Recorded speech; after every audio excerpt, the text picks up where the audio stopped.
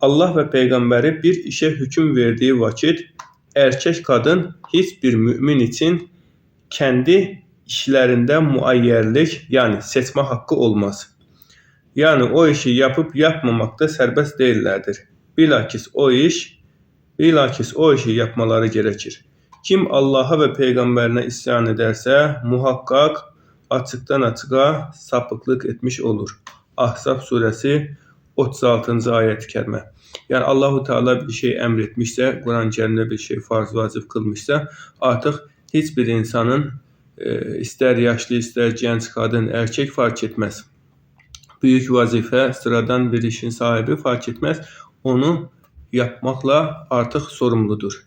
Yani onu ihmal etme, inkar etme, yapmama diye bir seçeneği yoktur. Allah emrettiyse artık başka yolu yoktur artık. Bunu ancak yapmakla sorumludur.